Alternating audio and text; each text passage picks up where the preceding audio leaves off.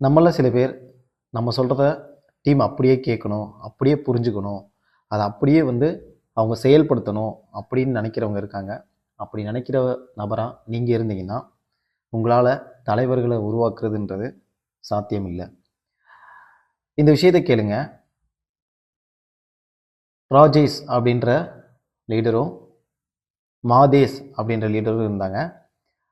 2 பேருமே பல வருடங்களாக அவங்களுக்கு நெட்வொர்க் மார்க்கெட்டிங்கில் அனுபவம் இருக்குது. ராஜேஷ் தன்னோட டீமுக்கு நிறைய விஷயங்கள் கற்றுக் கொடுத்துக்கிட்டே தான் இருப்பார். பல விஷயங்கள் அவருக்கு தெரியும். அந்த விஷயங்கள் எல்லாமே கற்றுக் கொடுப்பாரு. ஆனால் அந்த டீம் என்ன செய்யும் அப்படின்னா, தனக்கு என்ன புரிஞ்சோ அந்த விஷயத்தை மட்டும்தான் அது செயல்படுத்த ஆரம்பிக்கும். அந்த டீமில் இருக்கிற எல்லாருமே செயல்படுத்த ஆரம்பிப்பாங்க. இது தன்னோட டீம் மேலே உள்ள அபிப்பிராயத்தை ராஜேஷ் மாற்ற ஆரம்பிச்சிட்டாரு.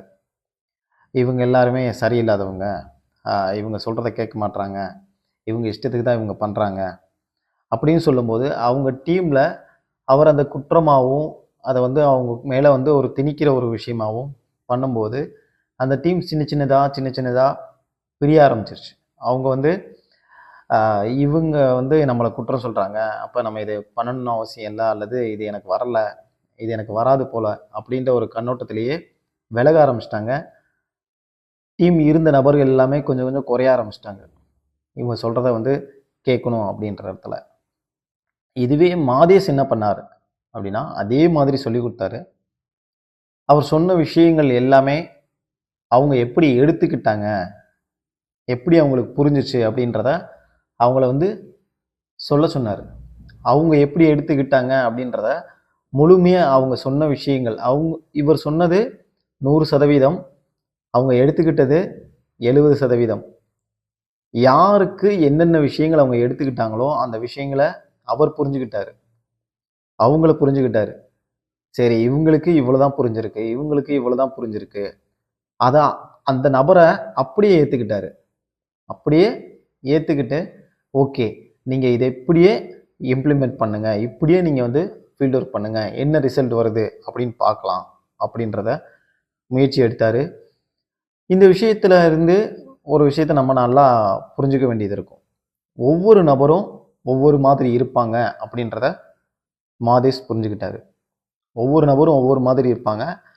அவங்க நம்ம சொல்கிறத எல்லாத்தையும் எடுத்துக்கணும்னு அவசியம் இல்லை, என்ன மாதிரியே அவங்க இருக்கணும்னு அவசியம் இல்லை. அவங்களுக்கு என்ன புரிஞ்சிருக்கோ அந்த புரிஞ்ச விஷயத்த அவங்க செயல்படுத்தினாலே போதும், நிச்சயமாக அதுக்கு உண்டான ரிசல்ட் ஏதோ ஒரு விஷயம் வரும்.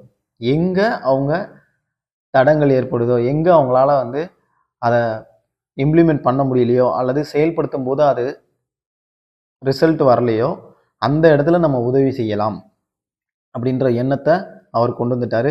இந்த விஷயத்த மற்ற டீமில் இருக்க எல்லாத்துக்குமே, தன்னோட டீமில் இருக்க எல்லாத்துக்குமே சொன்னார். உங்களுக்கு எந்த இடத்துல ஸ்ட்ரகிள் வருதோ அந்த இடத்துக்கு நான் சப்போர்ட் பண்ணுறேன் அப்படின்னு. இந்த விஷயத்தை இவர் நல்லா புரிஞ்சுக்கிட்டாரு. மாதேஷ் சொன்ன விஷயம் என்னன்னா, என்னென்ன விஷயங்கள் யார் யாருக்கு எவ்வளோ புரிஞ்சிருக்கோ அந்தந்த நபர்கள் அதுக்கு உண்டான செயல் தான் செய்வாங்க அப்படின்ட்டு.